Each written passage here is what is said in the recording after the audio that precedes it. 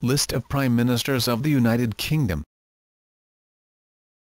The Prime Minister of the United Kingdom is the head of Her Majesty's government and chairs cabinet meetings. There is no specific date when the office of Prime Minister first appeared, as the role was not created but evolved over a period of time. The term was used in the House of Commons in 1805, it was certainly in parliamentary use by the 1880s, and in 1905 the post of Prime Minister was officially given recognition in the order of precedence.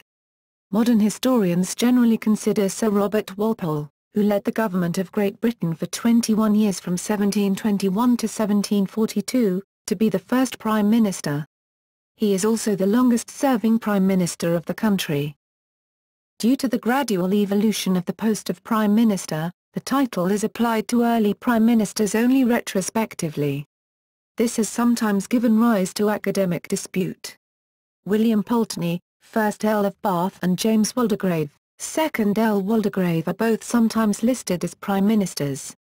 Bath was invited to form a ministry following the resignation of Henry Pelham in 1746, as was Waldegrave in 1757 following the dismissal of William Pitt the Elder, the dominant figure of the first Devonshire ministry. Neither was able to command sufficient parliamentary support to form a government. Bath stepped down after 2 days, and Waldegrave after 4. Modern academic consensus does not consider either man to have held the office of Prime Minister, and they are not listed below. Before 1721. Prior to the creation of the United Kingdom, the Treasury of England was led by the Lord High Treasurer.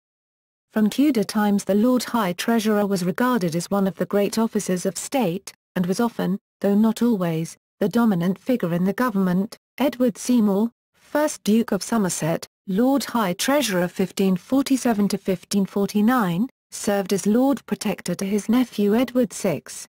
William Cecil, 1st Baron Burghley, Lord High Treasurer 1572 to 1598, served Elizabeth I as chief adviser.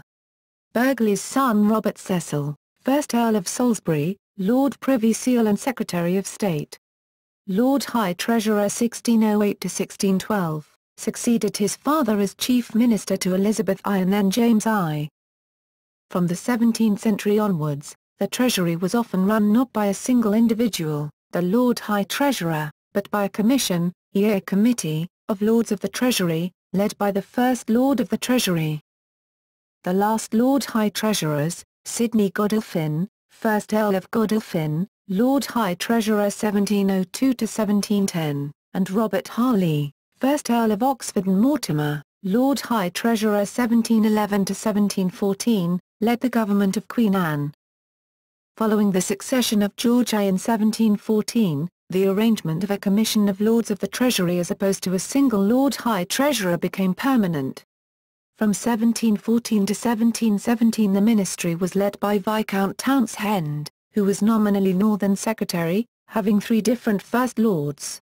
From 1717 to 1721 Lords Stanhope and Sunderland led the administration jointly, with Stanhope managing foreign affairs and Sunderland managing domestic affairs.